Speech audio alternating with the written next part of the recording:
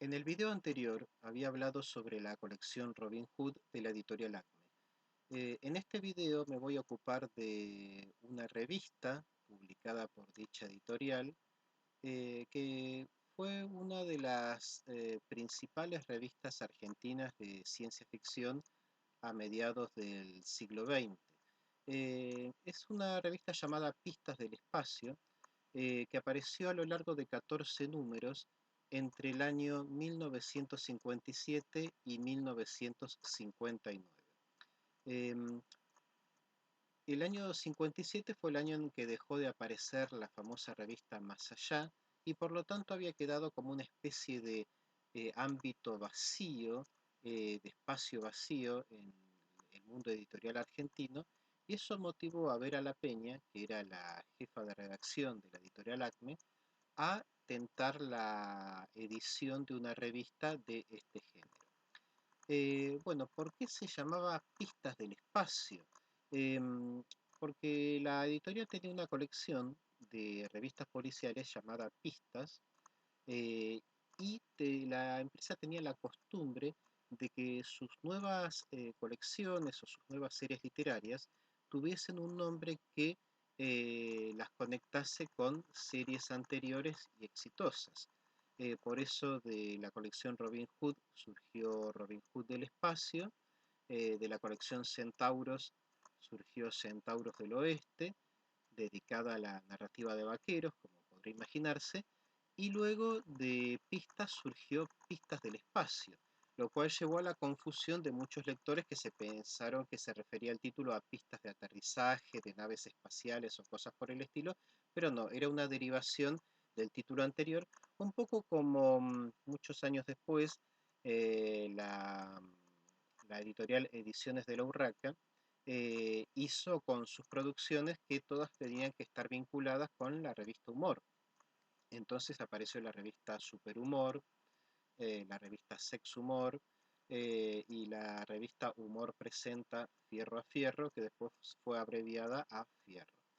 Bueno, aquí les traigo algunas de las, bueno, esta es la colección completa de Pistas del Espacio. Este es el primer número. La tapa está tomada de una revista Amazing Stories, cuyo original aquí tengo, y esto nos muestra una costumbre bastante extendida en el periodo, que era la de piratear o apropiarse de tapas de revistas extranjeras. En este caso, bueno, Amazing Stories es una de las revistas estadounidenses más famosas, más populares, más importantes del mundo de la ciencia ficción.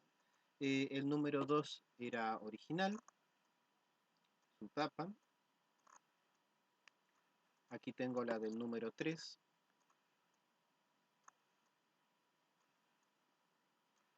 La del número 4 también estuvo tomada de Amazing Stories. Esta es la tapa del ejemplar argentino, que como vemos la muchacha desnuda conservada en el hielo está tapada por su largo cabello como una especie de forma de autocensura para no atraer la ira estatal. El original es esta Amazing Stories. Aquí las vemos juntas.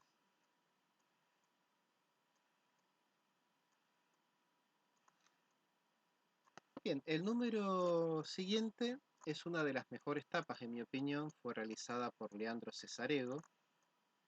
Tiene un montaje muy interesante. Leandro Cesarego fue uno de nuestros principales historietistas. Fue el autor de Dick Malvam y de una gran cantidad de historietas para la revista Paturucito y la revista Anteojito. Este es otro número de la publicación. Aquí tenemos otro más. Vamos a ir viendo la colección completa. Los humanoides.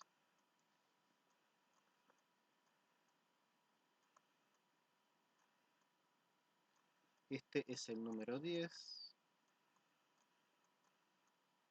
Como pueden ver, es una revista en formato digest, que es un título que proviene, un nombre de formato que proviene de la revista Selecciones del Reader Digest. que fue un formato que sucedió o continuó el formato pulp, uno de cuyos ejemplos es la revista Amazing. Este es el número 12. El 13, una tapa de Carlos Barau, un dibujante que todavía vive y que está radicado actualmente en Brasil. Y este es el número final, el número 14. La revista estaba dedicada principalmente a relatos de autores estadounidenses, pero también incluyó algunos textos argentinos e incluso novelas de autores argentinos, como por ejemplo de Alfredo Julio Grassi, que era el director de la colección, también de Miguel Marseglia, que era un hombre que se dedicaba principalmente a los relatos gauchescos, de hecho ha publicado algunos libros de cuentos gauchescos, Maximiliano Mariotti, un escritor cordobés que es conocido hoy principalmente por haber escrito la novela de ciencia ficción Pequeño Molino del Ocaso, que ganó un premio de la editorial MC en los años 70, y Ricardo Gietz, que fue bibliotecario del CONICET. Bueno, esos son los 4 aportes argentinos a la revista Pistas del Espacio.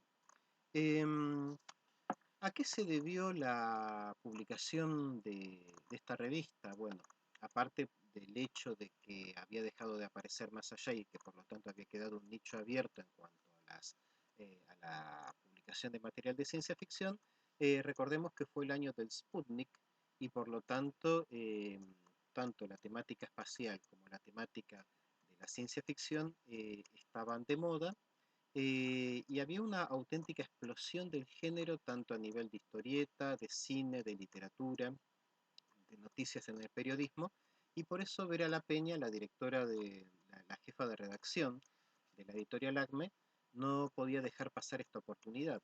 Entonces contrató a Alfredo Grassi, que era de los colaboradores de la editorial el que estaba más familiarizado con el género ciencia ficción y de hecho era un gran coleccionista de ese género, y todos los textos anglosajones aparecidos en la revista Pistas del Espacio provenían de la colección de Alfredo Grassi y estaban traducidos por él. ¿Por qué dejó de salir la revista en el número 14, siendo que era exitosa, que había tenido un éxito bastante notorio? De hecho, llegó a vender un poco más incluso que Más Allá. Bueno, debido al hecho de que Alfredo Grassi debió partir para los Estados Unidos. Era un viaje que tenía pensado que durase unos 3 meses, pero terminó quedándose unos 3 años. Entonces, ante la falta de alguien que pudiese aportar textos a la colección, a la revista Pistas del Espacio, bueno, esta revista lamentablemente dejó de salir. Un detalle interesante es que llegaban algunas cartas de lectores, entre ellas la de un hombre llamado, o que firmaba como Robinson Balmaceda. Bueno, yo le hice una entrevista hace algunos años a Alfredo Grassi y voy a leer su testimonio al respecto porque es muy pintoresco y muy interesante. He guardado algunas cartas de esa época. Leerlas es entrar en el túnel del tiempo. Las más insólitas eran las de un tal Robinson Balmaceda, que me decía que estaba perseguido por criaturas alienígenas. Me mandó varias. La última terminaba con un alfabeto extraño y un poco antes decía: acá yo transcribo, ya soy un robot humano. Lo único mío que conservo son los dedos índice y pulgar de la mano derecha. Todo lo demás está controlado por los extraterrestres. Estoy utilizando esos 2 dedos, pero no puedo evitar empezar a escribir en la lengua de ellos, y ahí comenzaba con los simbolitos. Eh, Nunca supe si era una cargada o si realmente estaba loco. No podía contestarle porque en el remitente solo ponía Robinson Balmaceda. Me las enviaba a la editorial. Muchos años después, cuando yo trabajaba en La Nación, me mandó 2 cartas. Es decir, el tipo me había seguido en mi carrera. En ellas decía que ya era un robot totalmente controlado por los extraterrestres y firmaba el que alguna vez fue Robinson Balmaceda. Bueno, eh, todos los autores argentinos que aparecen en la revista firmaban con seudónimo anglosajón. Por ejemplo, Fred Seymour, Jeff Watson, ¿A qué se debía esto? A una imposición de Amadeo Bois, que era el director de la empresa, que decía que los textos escritos por autores argentinos generalmente tenían menos lectores que los escritos por autores anglosajones y por eso se obligaba a los autores locales a emplear seudónimos que hiciesen creer a los lectores que se trataba de estadounidenses o ingleses. Bueno, fue una revista muy importante, muy recordada.